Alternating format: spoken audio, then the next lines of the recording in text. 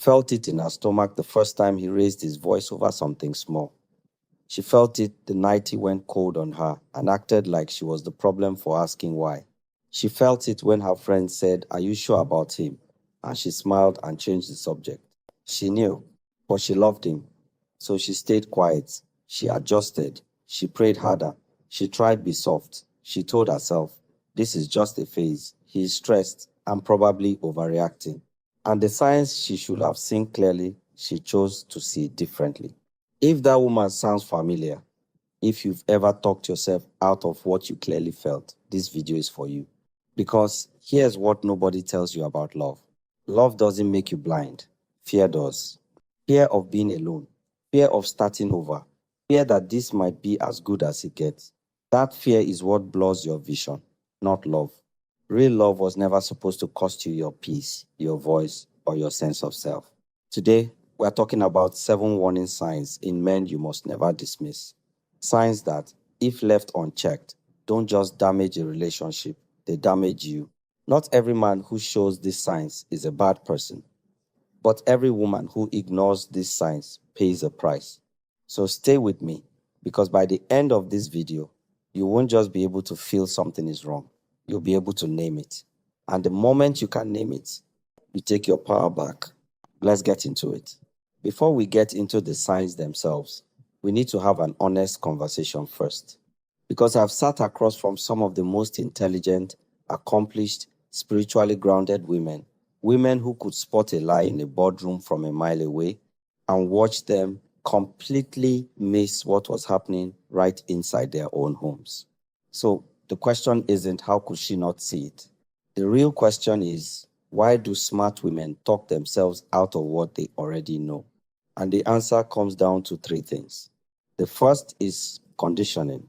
From the time most women are little girls, they are taught directly or indirectly that love requires sacrifice, that a good woman is a patient woman, that if you just pray enough, try enough, give enough, things will change. So when a man shows you something troubling, your first instinct isn't to leave, it's to fix it, to love him through it, to become whatever version of yourself might finally make him treat you right. That conditioning is not weakness.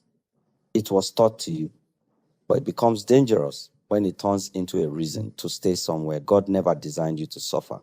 The second is the investment trap.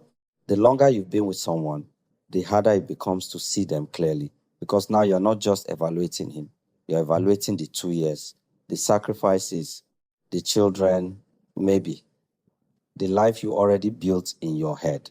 Psychologists call it sunk cost. In relationships, it sounds like this: I've already given him so much, I can't leave now. But here's the truth nobody wants to say out loud: the time you've already spent is gone, whether you stay or go. The only time you still control is what comes next.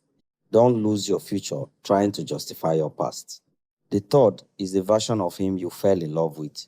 This is perhaps the most powerful one of all. You are not defending the man who stands in front of you today.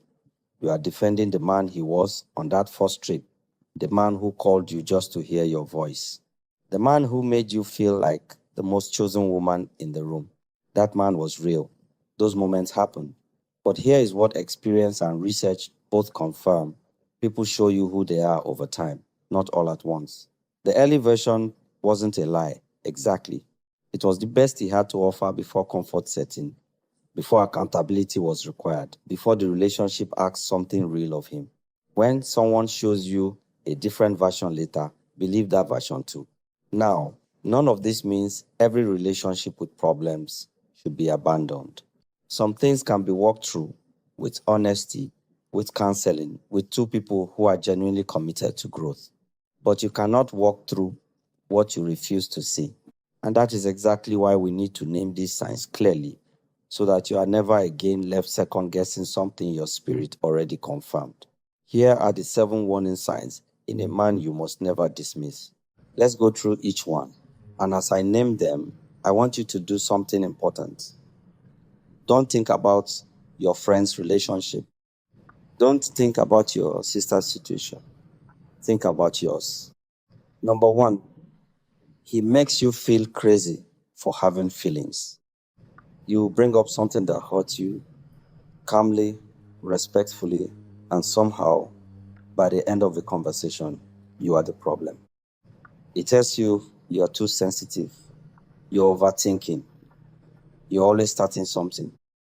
He didn't mean it like that, and the fact that you took it that way says more about you than him. So you apologize for being hurt again. This is called gaslighting, and it is one of the most quietly devastating things that can happen inside a relationship because it doesn't leave a mark anyone else can see. It just slowly disconnects you from your own instincts. A man who consistently makes you doubt your own perception of reality is not safe to build a life with. A healthy man, even when he disagrees with how you feel, will never make you feel unstable for feeling it. Number two, his words and his actions are two different languages. He says he loves you, but he's never available when you actually need him. He says you're his priority, but his actions tell a completely different story. Consistently, he makes promises the way some people make plans, with full intention in the moment and zero follow through after. Now, everyone drops the ball sometimes. Life happens. That is not the sign. The sign is the pattern, the gap between what he declares and what he demonstrates, week after week, month after month. Words are cheap. Watch what a man does when it costs him something. When showing up for you requires him to sacrifice his comfort, his time, his ego. That is where his real feelings live. If his actions have never matched his words, stop listening to what he says. You already have your answer. Number three, he doesn't respect your boundaries. You told him something was not okay with you. Clearly, calmly, maybe more than once. He heard you, and then he did it anyway. Or he pushed back so hard, made you feel so unreasonable, so demanding, that you eventually backed down just to keep the peace. Boundaries are not ultimatums. They are not punishments.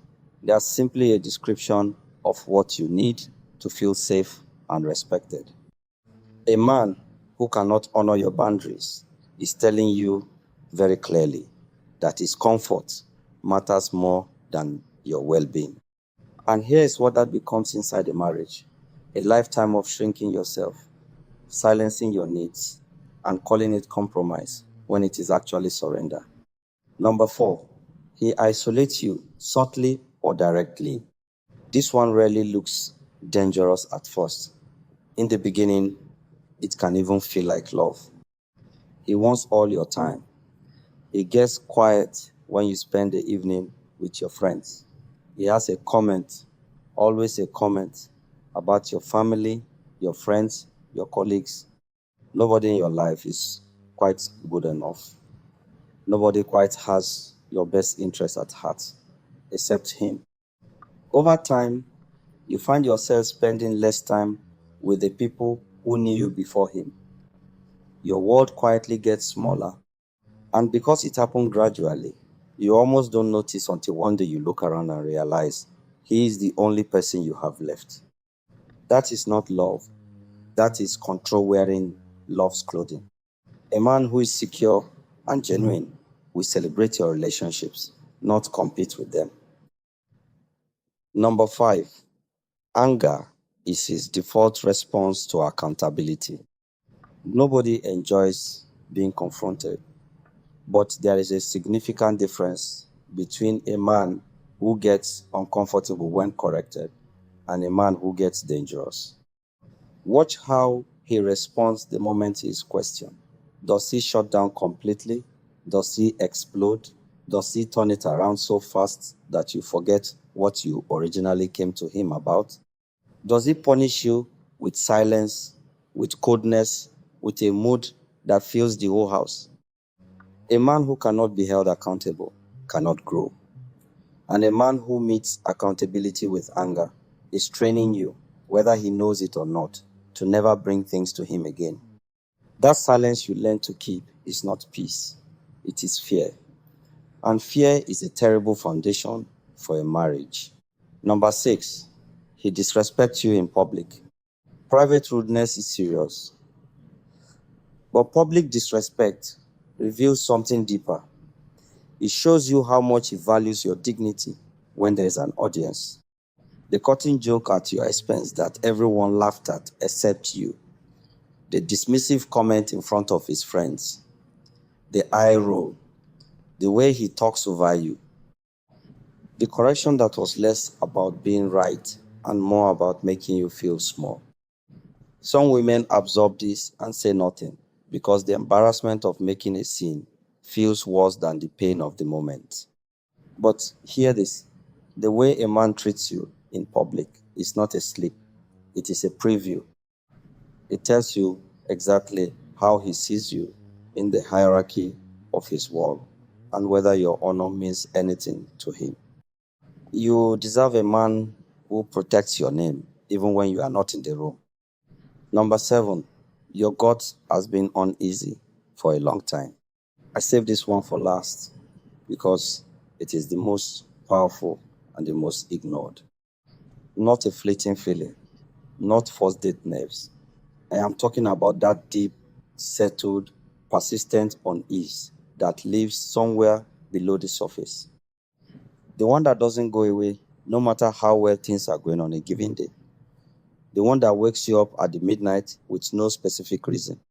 The one your body carries even when your mouth says everything is fine. That feeling is not anxiety. It is information. Science has a name for it. Interoception. Your body's ability to process signals your conscious mind hasn't caught up to yet.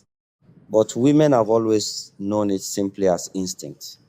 And instinct, when it speaks consistently, is almost never wrong. The most common thing women say after a relationship finally falls apart is not, I never saw it coming. It is, I knew, I just didn't want to believe it. Don't be the woman who knows and stays silent. Be the woman who knows and acts. These 7 signs, any one of them deserves your attention. A combination of them demands your decision. Because love was never meant to cost you your safety, your sanity, or your sense of self. Now, I want to slow down for a moment.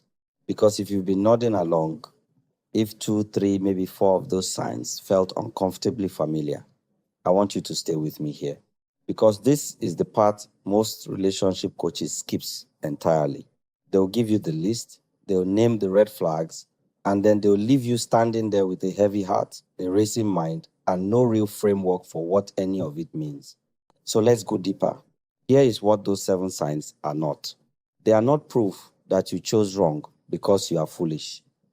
They are not evidence that love is a trap. They are not a reason to close your heart, build walls, and decide that healthy relationships don't exist. They are something much more specific than that. Those 7 signs, at their core, all point to one thing. A man who has not yet done the internal work required to love someone well. That's it. That is the common thread running beneath every single sign we just discussed. Gaslighting is not random cruelty. It is the behavior of a man who never learned to take emotional responsibility. The gap between his words and his actions is not carelessness. It is the pattern of a man who was never taught that integrity is built in the small, invisible moments. The isolation, the public disrespect, the explosion when confronted, these are not character quirks. They are symptoms. Symptoms of unhealed wounds, unexamined patterns, and an interior life that has never been seriously challenged. A broken internal world always produces a broken relational one. And here is where I need to say something that may be uncomfortable, but it is necessary. You cannot heal what belongs to him. I have counseled women who spent 5, 7, 10 years trying. Women who loved harder, prayed longer, gave more, asked for less, convinced that if they could just find the right combination of patience and devotion, he would finally become the man she needed him to be. And what I watched in almost every case was not transformation. It was erosion. Her confidence eroded. Her identity eroded.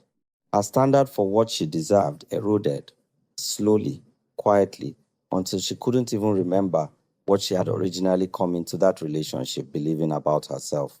You are not a rehabilitation center, you are a partner. And there is a profound difference between standing by a man through his growth and standing in as a substitute for it. One is love, the other is loss. Now, and this matters, recognizing these signs does not automatically mean the relationship is over. I want to be clear about that. Some men, when genuinely confronted, not with ultimatums born of desperation, but with honest, grounded clarity from a woman who knows her worth, will wake up. Some men, when they finally understand the real consequences of their patterns, will pursue counseling, pursue growth, pursue God, pursue change with everything they have. That is possible. I have seen it happen. It is not the majority, but it is real. The question is never simply, can he change? The questions are, is he willing to acknowledge there is something that needs to change? Is he taking concrete, consistent steps, not just making promises?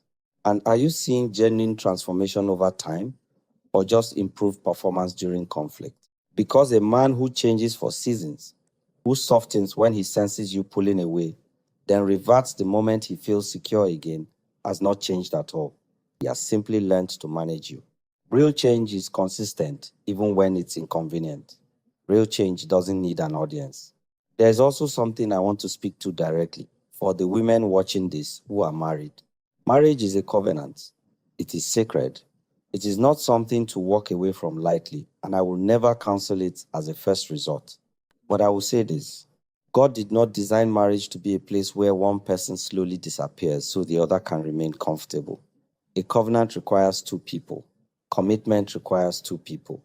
And if one person is carrying the full emotional, spiritual, and relational weight of the marriage, while the other refuses to see, refuses to change, refuses to show up, that is not a marriage in its full sense. That is endurance. You deserve more than endurance. So, what do you do with all of this? You start with clarity, not drama, not an explosion, not a tearful ultimatum born from your worst moment. Clarity. You get quiet enough to be honest with yourself about what you have been seeing and how long you have been seeing it. You stop explaining away what your gut confirmed months ago. You stop making allowances that protect his comfort at the cost of your truth. And then you make a decision, not from fear, not from anger, but from a place of self-knowledge and self-respect. Because the most powerful thing a woman can do is decide. Decide what she will accept.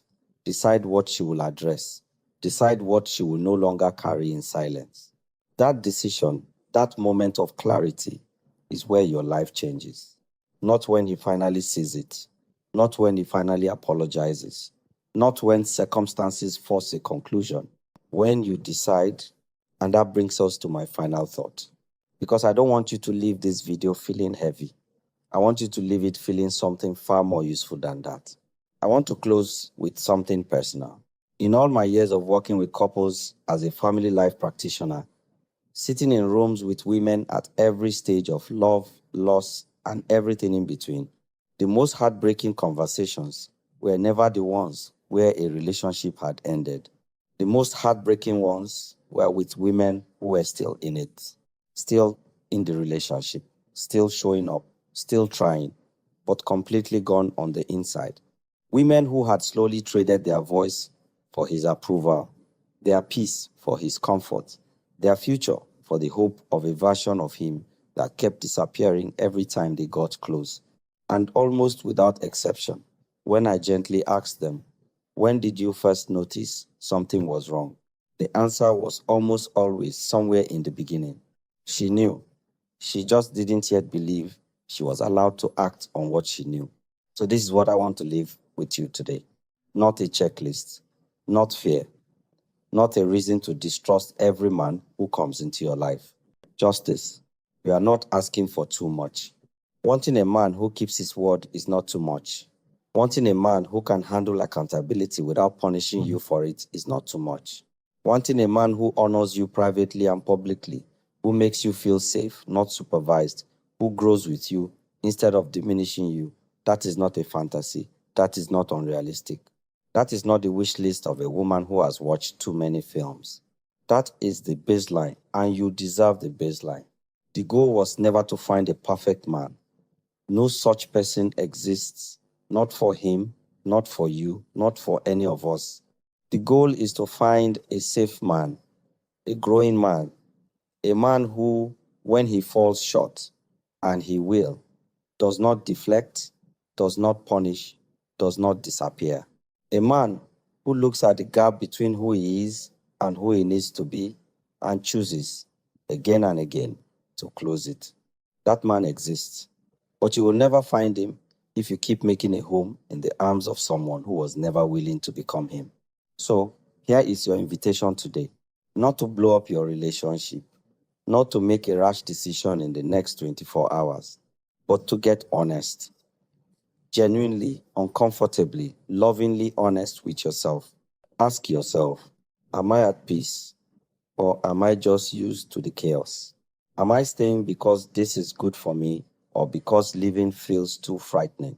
If my daughter were in this exact relationship, what would I tell her? That last question, sit with that one, because the standard you would fight for on her behalf, you're allowed to fight for that on your own behalf too. You are not too old to start over. You are not too invested to walk away. You are not too broken to be loved well. And you are absolutely, unequivocally, not too much for the right man. Love is not supposed to hurt you into silence. It is supposed to grow you into wholeness. Remember that. Write it down if you need to. Screenshot it. Send it to someone who needs to hear it today. One last thing, and this matters. If somewhere in those 7 signs you felt something shift in your chest, if one of them felt less like a warning and more like a confirmation of something you've quietly known for a while, drop that number in the comments. Just the number. I'll understand. And trust me, you won't be the only one who drops it. If you know a woman who is in a relationship right now and something doesn't feel right, share this video with her. Sometimes people can't hear the truth from the ones closest to them, but they will hear it from a stranger on a screen. Be the reason she finds the clarity she's been looking for. And if you haven't already, subscribe and turn on the notification bell, because every week we have honest conversations about love, relationships, and building something that actually lasts. Not perfect, but real and worth it. I'll see you in the next one. Take care of yourself. You deserve that much.